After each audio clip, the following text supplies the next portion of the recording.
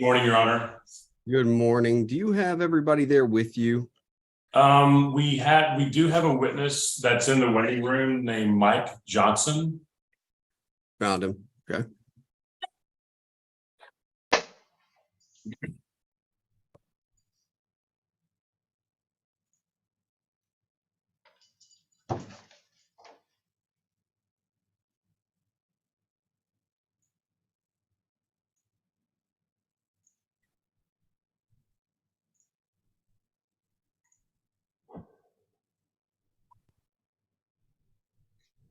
Mr. Johnson, you there?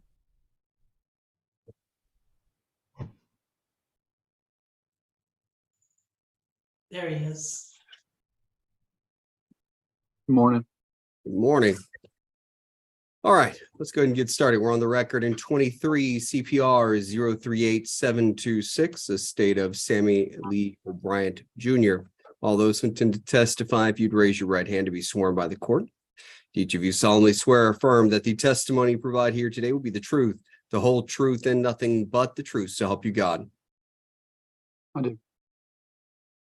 Very good. Mr. Gerke, you may take it from here. Okay. Jeanette Coniglio, correct? Coniglio. Coniglio, okay. Will you state your full name, please? Jeanette Coniglio. Okay.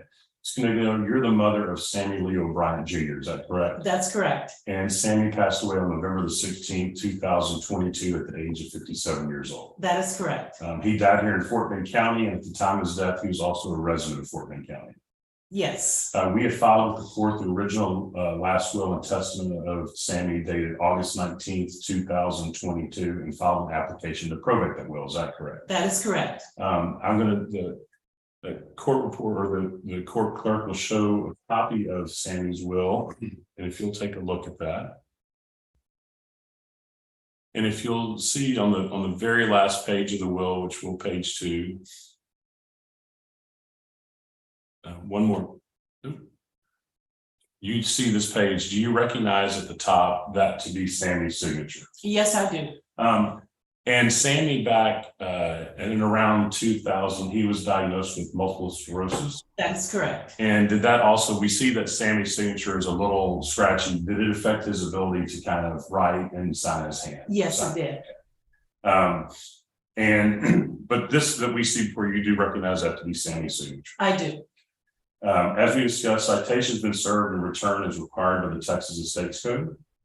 Is that correct? That is correct. And to your knowledge, the will was never revoked or amended by your son, Sammy. Is that correct? That is correct. At the time your son made this will back in August of 2022, as far in your opinion, was he of sound mind? Yes, he was. And no governmental or charitable organization is named as a beneficiary under the will. Is that correct? That is correct. A necessity exists for the administration of your son's estate. Is that correct? That is correct. And you are entitled to the issuance of letters testimentary not disqualified by law, correct? That is correct. I know this doesn't go to the will, but you and I were talking this morning. Sammy was he was all Southwest Conference football player for Texas A&M, correct? Yes, that is correct. And you were talking this morning about all the folks that showed up to Sammy's memorial, including Coach Sherrill and Coach Slocum, and just a whole host of friends, including Mr. Johnson, who's here today. Yes, that is correct. Your Honor, we'll pass the witness.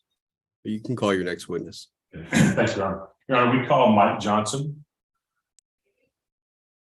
Proceed. Will you state your full name, please? Francis Michael Johnson. And Mr. Johnson, you go by Mike, is that correct? Yes, please. Did you know Sammy Lee O'Brien Jr.? Yes, sir. And as I understand it, you guys go all the way back to being childhood friends growing up in the Alief area, is that correct? Yes, sir. I'm going to, the court staff again show a copy of the will, and we'll go to the signature page. First, do you recall back on August 19th, 2022, and being present when Sammy signed his will? Yes, sir. And do you recognize at the top of that to be Sammy's signature? Yes, sir. And were you present when Sammy put his signature to this document, his last will and testament? Yes, sir, I was. And did you also, as you see below where it says on the right, Francis Michael Johnson, is that your signature? Yes, sir. And did you sign that contemporaneously with the time of when, after Mr. O'Brien signed his will? Yes. And do you recall a gentleman being there named Wayne Harrison also being present at when Sammy signed his will? Yes, sir. And do you recall also Mr. Harrison being a witness and signing his name as a witness to Sammy's will? Yes, sir. And in your opinion, was Sammy of sound mind and fully understood what he was doing when he signed this will back in August of 2022? Yes, sir. Your Honor, we'll pass the witness. Anything further, Mr. Gerke? No, Your Honor, based upon the testimony of the two witnesses, we respectfully request that the court admit the will of Sammy Lee O'Brien to probate and for the issuance of letters testamentary to Jeanette Caniglio to serve without bond, and we request that appraisers be waived. All right, the court heard the testimony of Jeanette Caniglio. She testified as to the proof of death, validity of the will, and other facts. The court also heard testimony from Mr. Johnson regarding the validity of the will. The court will admit the will into probate and appoint Ms. Caniglio as independent executrix to serve without bond, and appraisers will be waived as well. Ma'am, I'm very sorry for your loss. Thank you. Mr. Johnson, I'm sorry for your loss as well. Thank you, sir. Mr. Gerke, anything further for the record? No, thank you, Your Honor. We appreciate your time and thank you very much. Y'all have a good day. You too.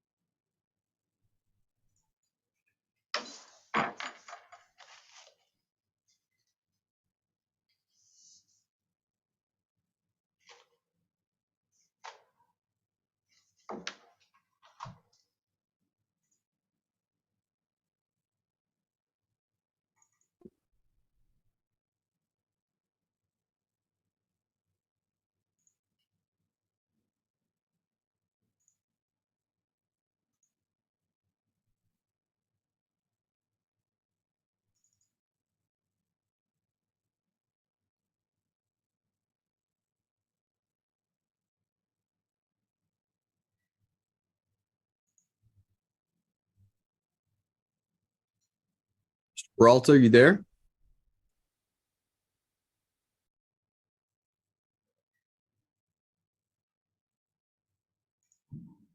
Mr. Peralta. There I am, Judge. All right, Sorry, I had to find the right button, Judge. that's all right. Let's go ahead and get started. We're on the record in 22 CPR 038437, estate of William P. Is it Shellhace? That's it, Judge. All right.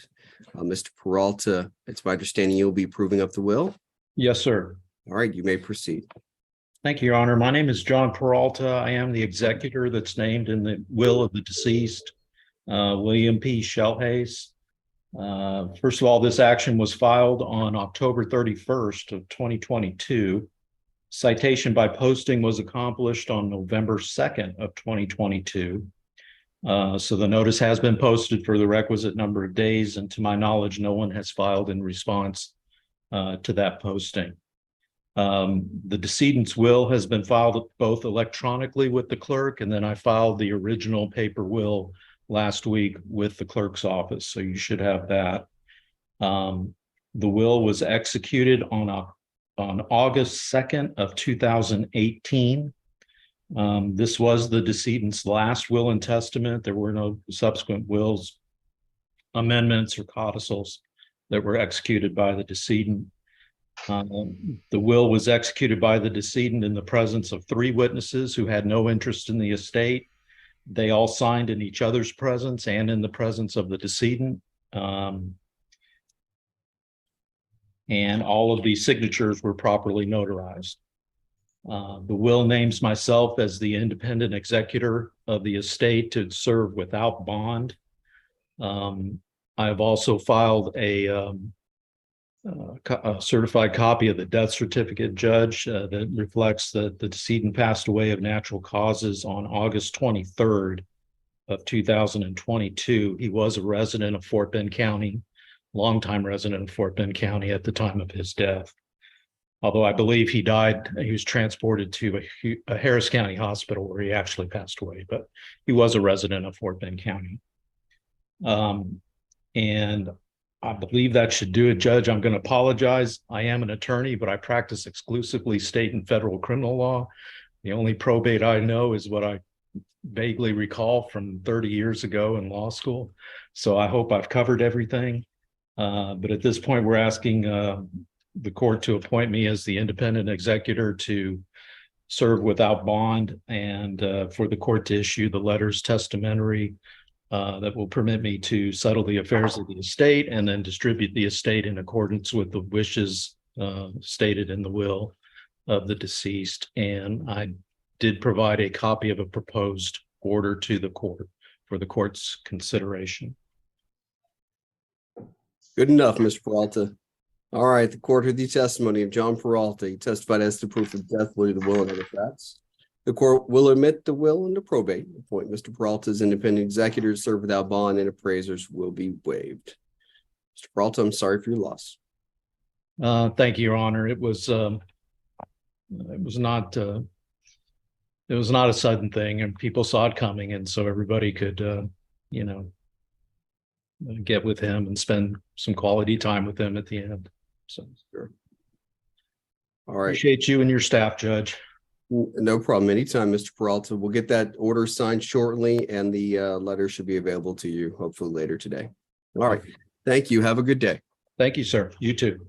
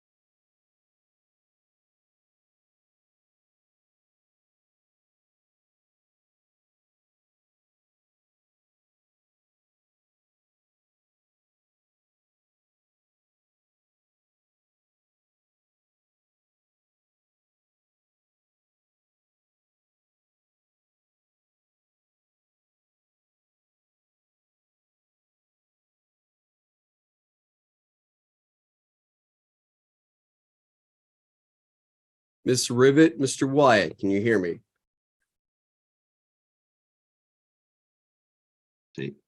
Yes, I can. I can hear you, sir. All right, very good. Ms. Rivet? Yes, I can, sir. All right. Ms. Purchase, can you hear me? I can, Judge, yes. All right, good. We're on the record in 23 CPR 038701, state of Carol Crabtree Wyatt. If everyone who intends to testify would raise their right hand to be sworn by the court. Each of you solemnly swear or affirm that the testimony you provide here today will be the truth, the whole truth, and nothing but the truth. So help you God. I do. I do. Very good. Mr. Purchase, you may take it from here. Thank you, Judge. And I'll begin with Sandra. Sandra, can you state your name, please? Sandra Rivet. And we are here today and speaking right now of Carol Crabtree Wyatt, and that was your mother, correct? Yes, sir. And is it true that she passed away on October the 11th? Yes. Of 2022 in Houston, Harris County, Texas, at the age of 89. Yes. And is it true that she had her fixed place of residence in Fort Bend County, Texas at the time of her death? Yes. Now, the Court has put on the screen in front of you a document entitled Last Will and Testament of Carol Crabtree Wyatt. Do you see that? Yes, I do. And you've seen it before, correct? Yes. And do you identify that document as being the last will and testament of Carol Crabtree Wyatt? Yes. Do you recognize the signature as her signature? Yes. That will, as far as you know, was never changed or revoked by your mother after she executed it, correct? Correct. That will does not name the state of Texas, a governmental agency of the state of Texas, or a charity as a beneficiary, does it? No, it does not. After your mother executed that will, no child was born to her or adopted by her, correct? Correct. And no marriage of hers was ever dissolved after she executed that will, correct? Correct. Now that will named your father, Floyd Mac Wyatt, to serve as independent executor, but he is deceased, correct? Yes, sir. And it names you, Sandra Wyatt, and your brother, Mark Bradley Wyatt, to serve as the successor independent co-executors, correct? Yes. Sandra Rivette and Mark Wyatt. Sorry, thank you. And you are you've never been convicted of a felony, a crime involving moral turpitude, nor for any other reason disqualified from serving as executor, are you? No, I have not. Okay. That's all I have for Miss Ribbit, Your Honor. You may call Mr. White if you like. Okay. Mr. Wyatt, Mark, can you please state your name? Yes, sir. Mark Bradley Wyatt. And other than the question that I asked your sister regarding her name, if I were to ask you all the other questions, would your answers be the same? They would, yes, sir. And specifically, you have never been convicted of a felony, a crime involving moral turpitude, or are otherwise disqualified from serving as executor, are you? No, sir, I have not. Okay. That's all I have on this estate, Your Honor. We'd ask that the will be admitted to probate and that Sandra Wyatt Rivet and Mark Bradley Wyatt be appointed to serve as independent co-executors. The court heard the testimony of Mark White and Sandra Rivette. They both testified as to the proof of death, believe the will and other facts. The court will admit the will and the probate and appoint both Mr. White and Ms. Rivette as independent executors to serve without bond, and appraisers will be waived as well. I'm sorry for both of y'all's loss. Thank Thank you. you. All right, Mr. Purchase, it's my understanding we're going to move on to Mr. Wyatt, Floyd Wyatt. Give me 1 second to pull up the screen. Certainly.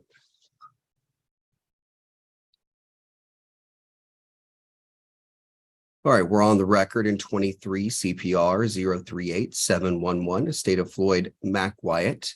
Both witnesses are still under oath, and you may proceed, Mr. Purchase. Thank you. Sandra, if you could again state your name for the record in this cause. Sandra Wyatt Rivette. And Floyd Mac Wyatt was your father, correct? Yes, sir.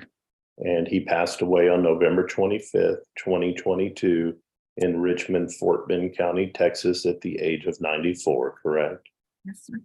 And is it true that he had his fixed place of residence in Fort Bend County, Texas at the time of his death? Yes.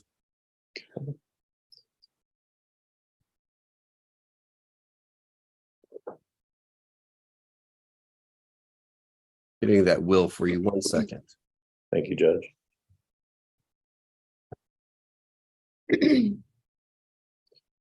Now on the screen in front of you, there is a document that's entitled Last Will and Testament of Floyd Mac Wyatt. Do you recognize that document? Yes, yes, sir. And do you recognize that document as being the last will and testament of Floyd Mac Wyatt? Yes, sir. Do you recognize the signature in front of you now as the signature of your father? Yes, sir.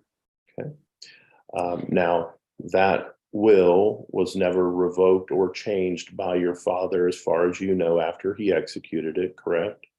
That's correct. It does not name the state of Texas, a governmental agency of the state, or a charity as a beneficiary, does it? No, it does not. No children were born to or adopted by your father after he executed that will, correct?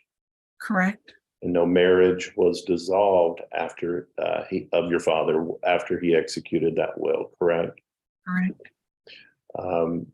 That will named your mother, Carol Crabtree Wyatt, to serve as independent executor.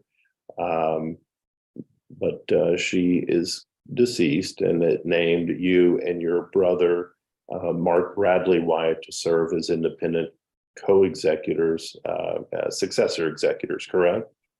Correct. And you're not disqualified from serving as independent executor, correct? Correct. Okay. That's all I have for this witness, Judge, and I'll now call Mark Bradley Wyatt. Proceed. Mark, can you state your name under this cause number, please? Yes, sir. Mark Bradley Wyatt.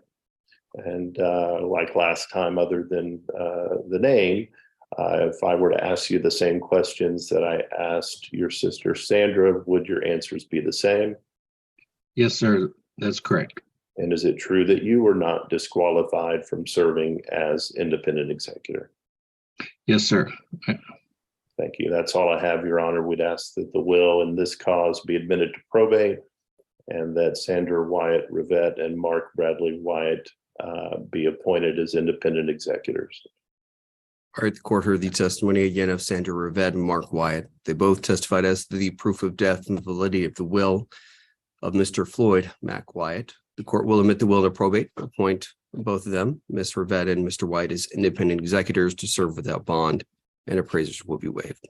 Again, I'm sorry for y'all's loss. Thank you. Thank you. Mr. Purchase, anything else? That's all I have, Your Honor. All right, y'all have a very good day. Take care. Thank you. Thank you.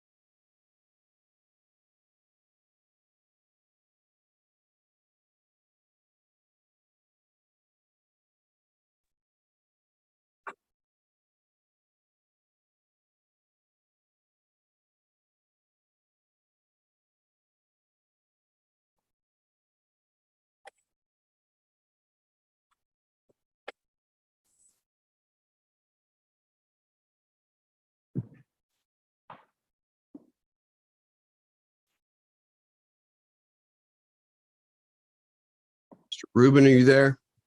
Yes, I am. All right, if you turn your video on, please. There we go. All right, we're on the record in 23 CPR 038741, estate of Veronica Lynn Rogers. All those who intend to testify, if you'd raise your right hand to be sworn by the court. Do each of you solemnly swear or affirm that the testimony you provide here today will be the truth, the whole truth, and nothing but the truth, so help you God. Yes. Yes. Mr. Hatchett, you may proceed.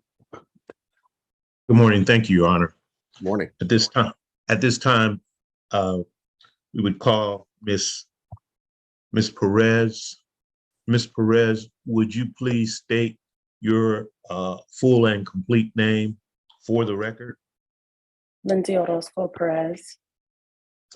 And Ms. Perez, what was your relationship to the decedent, Veronica Lynn Rogers? I'm her daughter. I see. And Ms. Perez, in what county do you currently reside? Fort Bend County. Thank you. And is it correct that your mother, Veronica Lynn Rogers, passed away on April 20th in the year 2017 at the age of 47 years old? Is that correct? Yes, that is correct. And is it true that more than 4 years have elapsed between the date of your mother's death and the filing of the application? Is that true? Yes, that is correct. Okay. At this time, Ms. Perez, you see the split screen on the feed of what has been presented to the court as the last will and testament of your mother. Do you recognize this document? Yes, I do. And can you tell the court why this will was not presented for probate on or before the 4th anniversary of your mother's death? Due to financial, like our family's financial situation. I see. And Ms. Perez, is it true that all of the beneficiaries named in the will have agreed to probate this will as a muniment of title only? Yes, that is correct. Okay. And was your mother, Veronica Lynn Rogers, a resident of Fort Bend County prior to her death? Yes, that is correct. And thereby Fort Bend County is the proper jurisdiction and venue for this case? Yes. Now, Ms. Perez, would you estimate that the assets of your mother, Veronica Lynn Rogers' probate estate? I'm sorry. Sir, could you repeat? I'm sorry, repeat. I'm sorry, could you repeat that question? You kind of trailed off. Okay, the question concerning jurisdiction and venue, or? Would you estimate the assets of your mother? And that's all I heard. Okay. Ms. Perez, would you estimate the assets of your mother, Veronica Lynn Rogers' probate estate to be described as real and personal property and household goods with a probable value well in exceeding $10,000? Yes. And is it true that the estate is not a taxable estate and that there is no need for the appointment of appraisers? Yes. And your mother did leave a valid will dated August 22nd, 2016. Is that correct? Yes. And as far as you know, that will was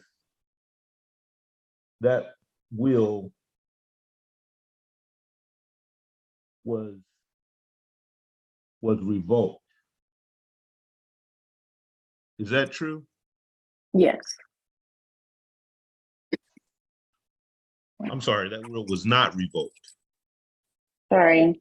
Like, is that a copy of the will? Is that what you mean? No.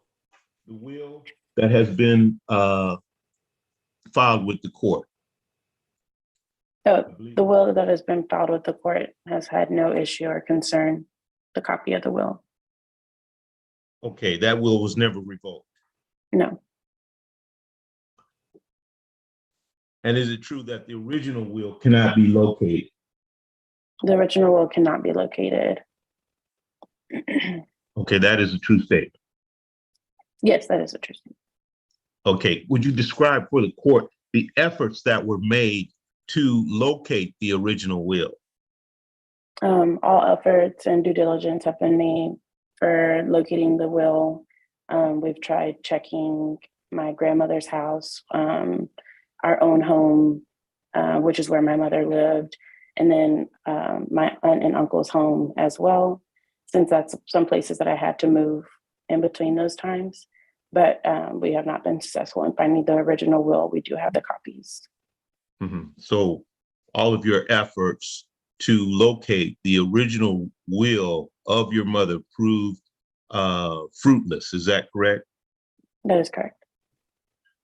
And is it true that all persons who would inherit, if there were no will, have been informed of the filing of this application? Is that true?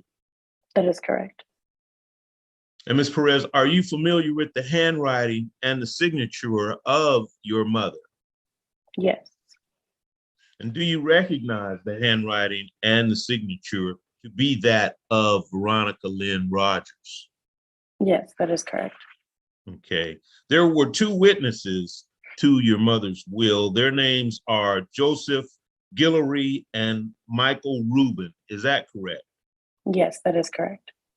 Were any children born to or adopted by your mother after the date of the will? No. Did your mother divorce after the will was made? No. Was the state of Texas an agency of the state or a charitable organization named by the will as a devisee? Yes.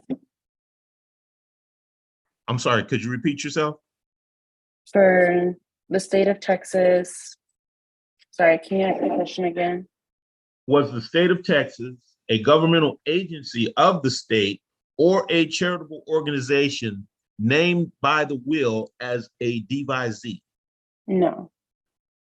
Is there a necessity for an administration of the estate?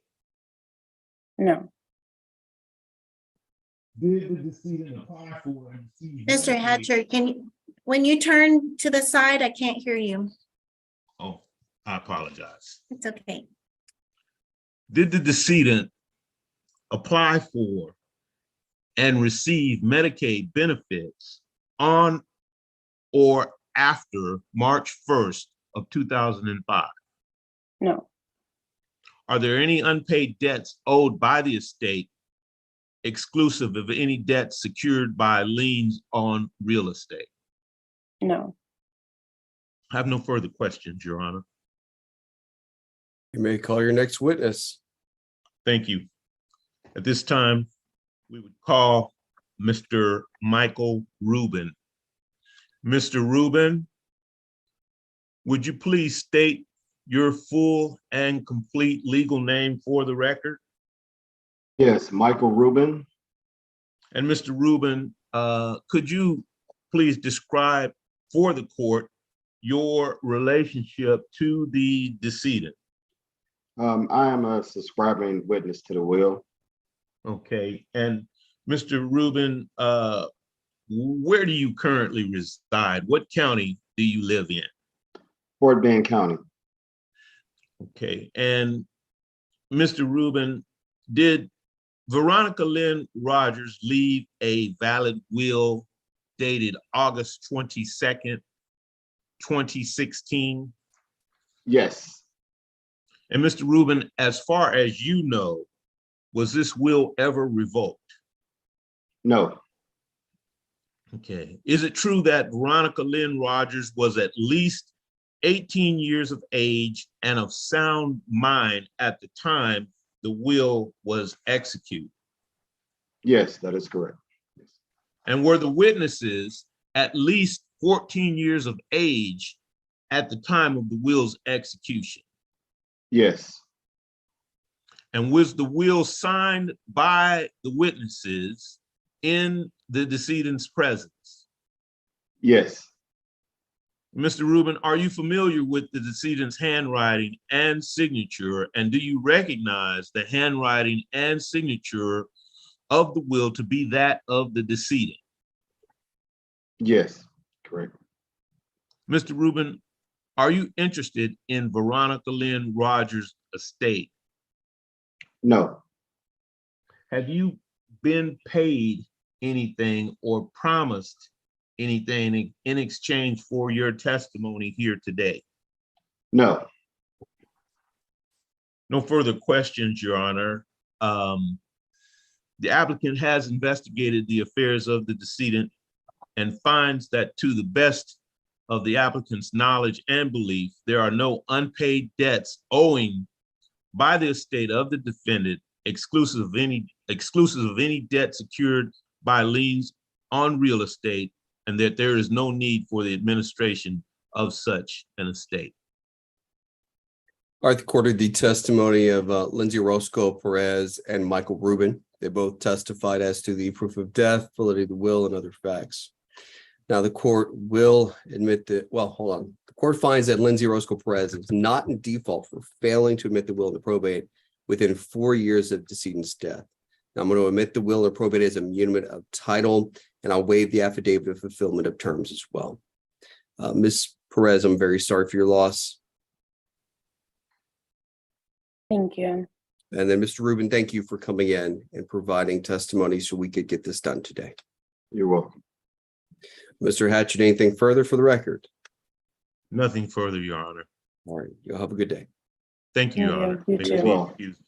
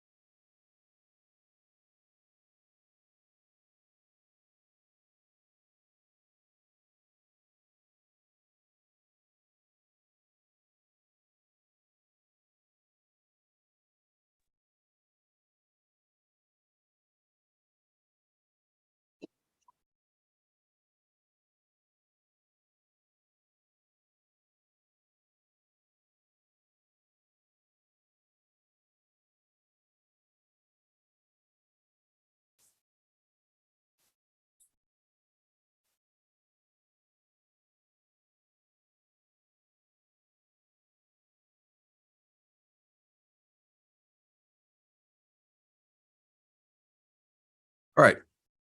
Let's go and get started. We're on the record in 17 CPR 031082, guardianship of Bernadette Thompson. We're here for a status conference.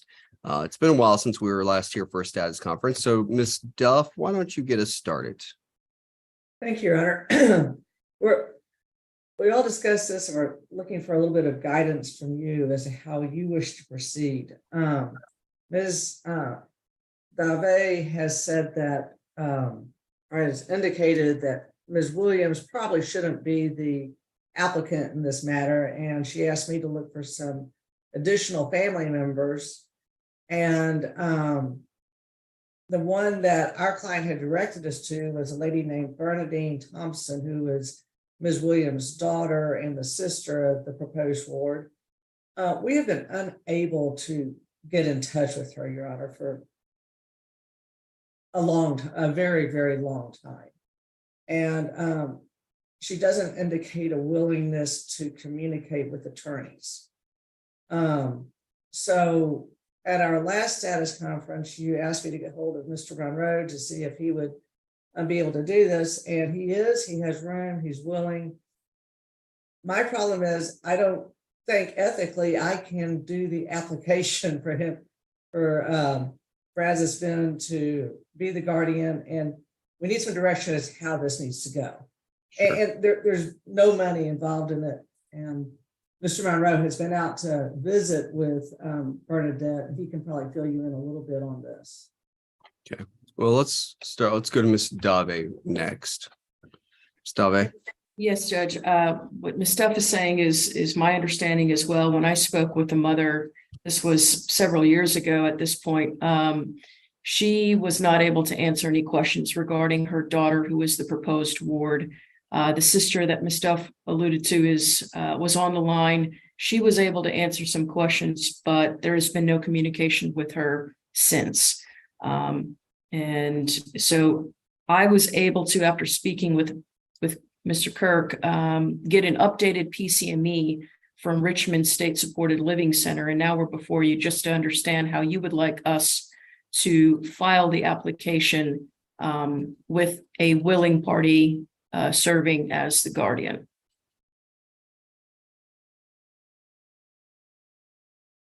Mr. Monroe, do you have anything else you'd like to add? No, I mean, other than we are willing to do this. I did try to go see her, but her dorm was on quarantine for COVID. So I was not able to meet her in person, unfortunately. Okay. Here's how I think we're going to treat this. We're going to treat this as a court-initiated guardianship, essentially. I'm going to appoint a guardian ad litem to this matter. We will appoint, who's next again, Annie? Casey Doggett. Okay, Casey Doggett, you can withdraw from this case, Ms. Duff, because you are correct. I don't think it'd be appropriate for you to file the application.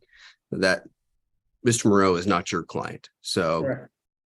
we're going to just treat it as a court-initiated guardianship. Casey Doggett will be appointed guardian ad litem. He will provide the paperwork, as the appropriate paperwork to get this ball rolling. And hopefully we will have a guardian appointed within the next 45, 60 days.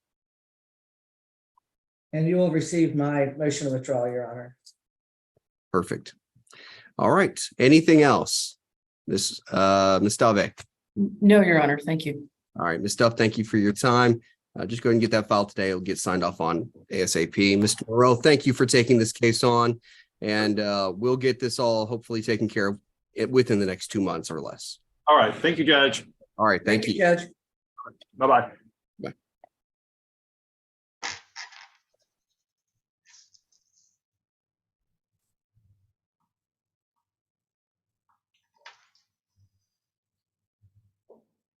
Judge, I'll get that gal order together for you today.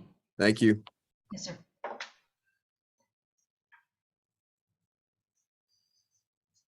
All right. That concludes our docket. Thank you.